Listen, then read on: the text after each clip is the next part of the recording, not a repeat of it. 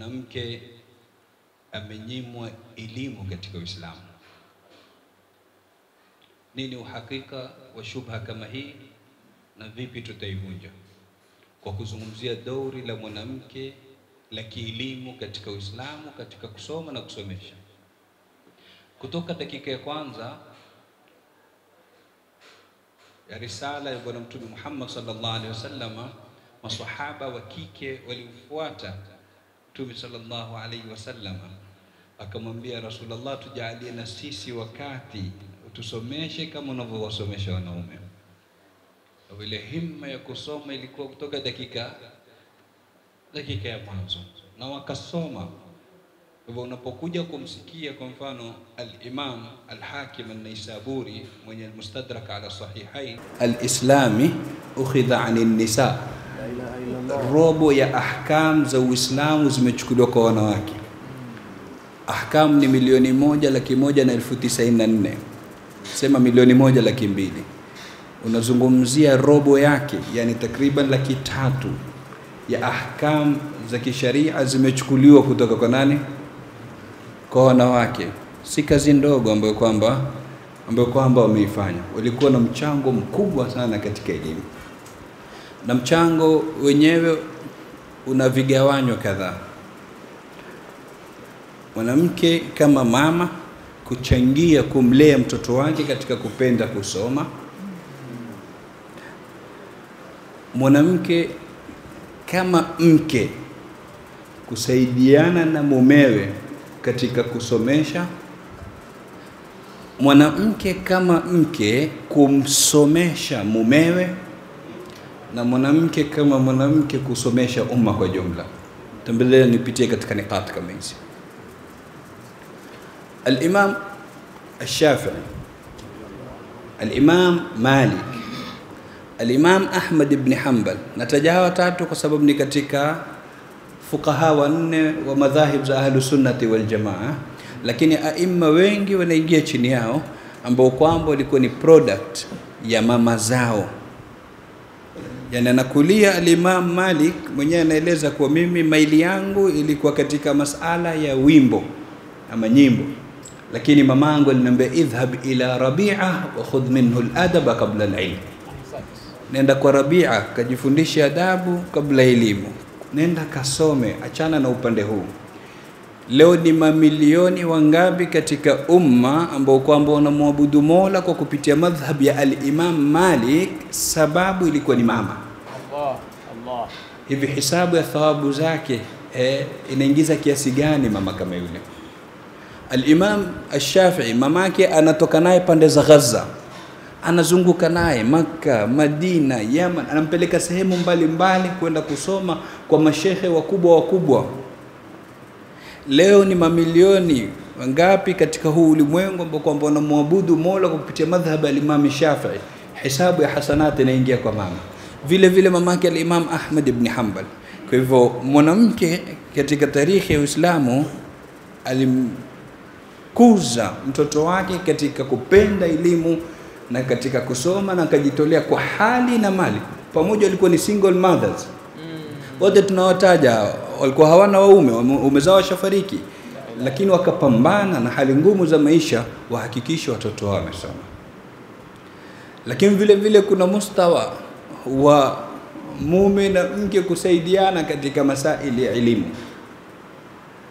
Al-Imam Alauddin As-Samarqandi katika maulama wakubwa madhhabu al-Imam Abu Hanifa, Alauddin As-Samarqandi alikuwa na binti yake anaitwa Fatima, faqiha mkubwa sana, na fatwa ilikuwa haitoki katika nyumba yao isipokuwa kwa tawqi' mbili, saini ya baba na binti, namna alivyokuwa faqiha.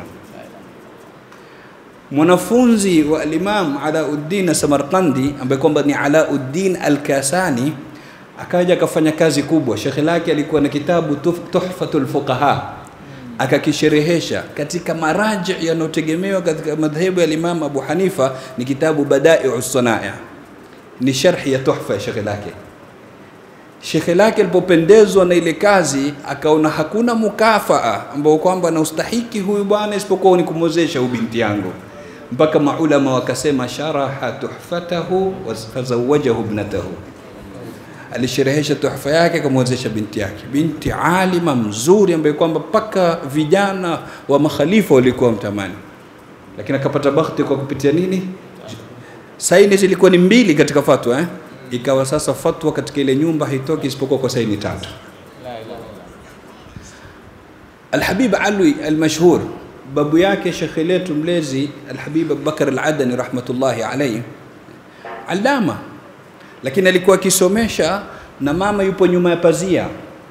Habib kidogo akiteguka katika masala ya kifiki kunapigwa makofi kule, anainuka anakwenda kwa mama mkewe, anasahihishwa, anarudi anaweka masala sawa.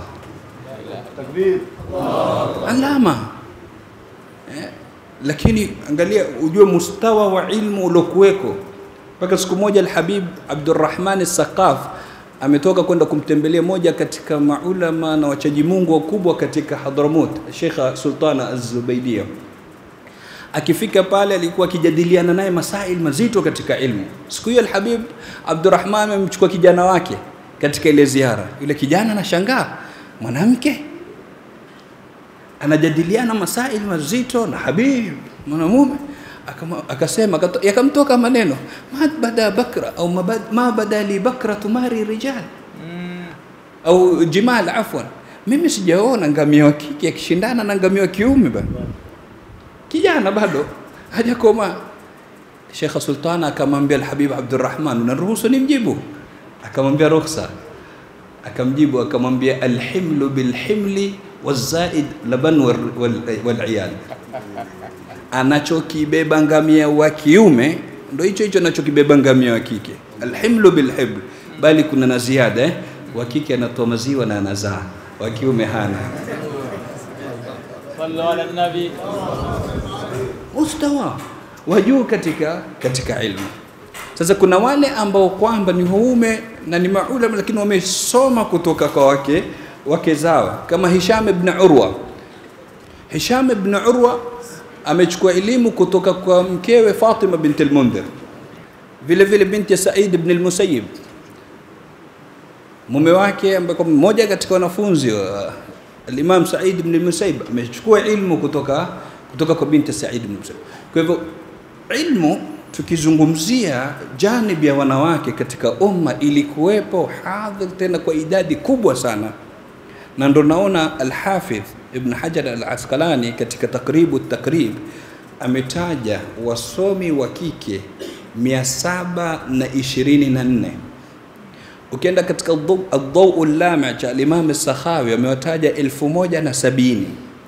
Kuna wale wamehusisha kitabu kizima kuzungumzia wasomi wa kike tu, kama Umar Ridha Kahala, Mu'jamu A'lami Nisa.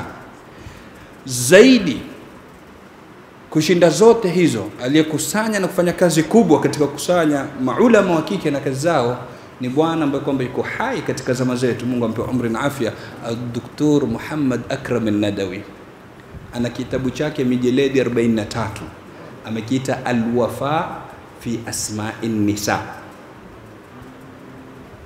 akimwiga Al-Hafidh Al-Mizzi.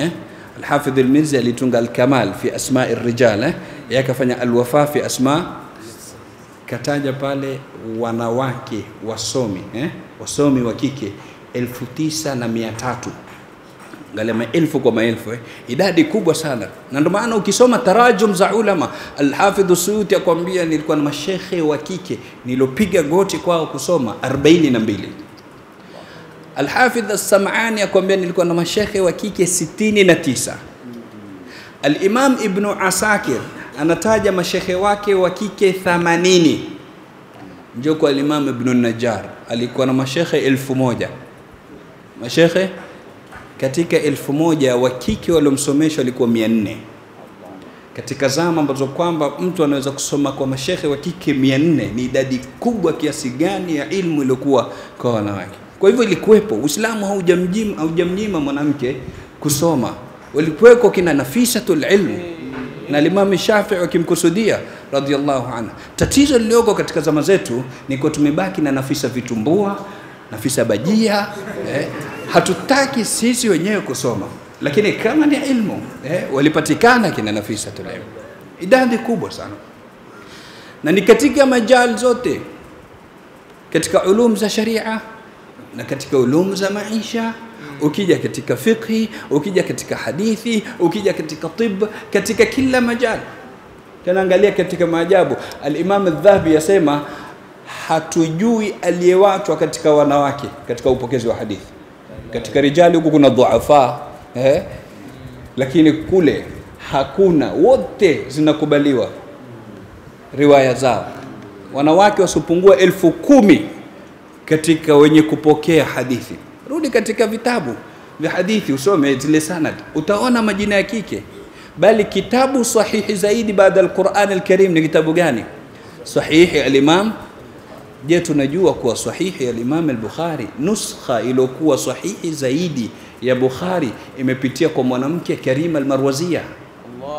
Mwanamke nuskha sahihi zaidi, Karima al-Marwaziyya radiyallahu anha wa ardaha. Mwanamke amesomesha maulama wakubwa. Kulikuwa na aima wa kike ambao kwamba wakikaa katika majalis makubwa katika misikiti mikubwa wakihadhir wakisomesha. Darda as-Sughra alikuwa akisomesha miezi 6 Sham, akitoka miezi 6 akienda Aqsa, Mwenyezi Mungu au komboe karibuni, akisomesha kule. Fatima binti Ibrahim al-Bataihiyya alikuwa akisomesha katika al-Haram al-Madani, ndani ya msikiti wa Mtume Madina, akisomesha.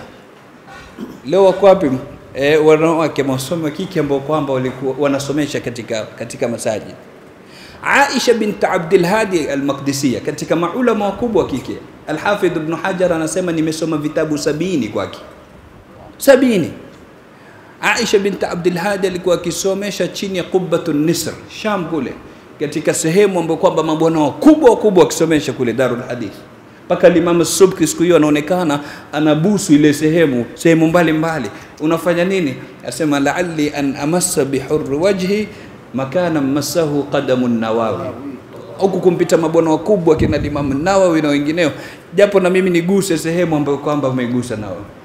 Mwanamke alikaa sehemu kama ile, Aisha bint Abdul Hadi al-Maqdisiyya akasomesha. Kwa hivyo ni idadi kubwa. Ukisoma kuna kina Zainab bint Kamal katika mashaikh wa Imam al-Dhahabi, anasema wamesoma kwake vitabu 400. Vitabu 400 wamesoma kutoka kwa mwanamke kama. Kwa hivyo wanawake kusoma katika janib katika upande wa Uislamu, mwanamke hajazuiwa kusoma kabisa. Amesoma na akasomesha, na kama tulivyosema si katika ulum za sharia peke yake. Ukienda katika tibb, hospitali ya kwanza katika Uislamu ilikuwa ni hospitali ya mwanamke Sayyidatuna Rufaida al-Aslamiyya, sahaba wa Mtume sallallahu alaihi wasallam, na ilikuwa nje ya msikiti wa Mtume. Na Rasulullah akipeleka masahaba wakubwa kutibiwa. Kina Sayyidina Sa'd ibn Mu'adh alipoumia alipelekwa huko kwenda kutibiwa na Mtume sallallahu alaihi wasallam. Sayyidatuna Rufaida mwanamke. Soma katika tarikhi, wasome kina Maryam al-Istrabliya. Huyu Maryam anatambuliwa na taasisi ya falaki ulimwengu mzima, astronomy, kwa sababu kiwango alichofika kwa zama hizo mpaka aliunda vifaa vya kuweza kufuatilia harakati za sayari. Ilmu kubwa aliyokuwa nayo katika upande huu wa falaki. Bali katika ulimwengu ambao kwamba tuishi ndani yake, katika hii dunia, chuo kikuu cha kwanza ulimwenguni kiliasisiwa na mwanamke, Fatima al-Fihriya, Jamiat al-Qarawin, Morocco kule. Ndio chuo cha kwanza kikuu ulimwenguni ambacho kwamba kimetoa mabwana wakubwa kama Imam Ibn Rushd na wengineo. Aliasisi chuo kama kile alikuwa nani? Alikuwa ni mwanamke. Kwa hivyo natija tunafaa kutoka nayo hapa kuwa dauri ya mwanamke katika ilmu, sawa ni kukuza mtoto katika kusoma, sawa ni kusoma, ni kusomesha, ni kushirikiana na waume zao na wazazi wao katika kusomesha, yote ilipatikana tena kwa idadi kubwa, na katika majali na fani mbali zisizokuwa na idadi, paka katika ilmu ya mekanika. Abna Musa bin Shakir ambao kwamba wametunga kitabu cha ilmu mekanika, mmoja ni wa kike alikuwa amebobea katika mekanika. Kwa hivyo ya kusemwa ni mingi na mifano ni mingi. Tunachokisema mwisho ni kuwa Uislamu hujamnyima mwanamke ilmu abadan. Sisi wenyewe pengine tumerudi nyuma katika kadhia ya kusoma, lakini Uislamu umemsomesha mwanamke, na mwanamke kama yule akasomesha na akaweza kunufaisha umma kwa kupitia ilmu yake. Huu ni wito kutoka kwetu madhaifu kwenda kwa dada zetu wanaotusikia na kututazama kwa kupitia vyombo vya habari, kuwa turudi katika amjadi zetu, turudini tusome, turudini tujiendeleze katika kusoma. Fursa zipo na mashekhe wapo, Mwenyezi Mungu awape umri na afya. Ikiwa nimepata ni kwa taufiki ya Mwenyezi Mungu Subhanahu wa Ta'ala, ikiwa nimekosea ni kutoka kwangu, na mashekhe wataweka sawa inshallah. Mwenyezi Mungu awahifadhi walioandaa majlis kama haya, ajalie katika mizani hasanati zao, innahu waliyudhalika wal qadiru alayhi. Wassalamu alaykum wa rahmatullahi.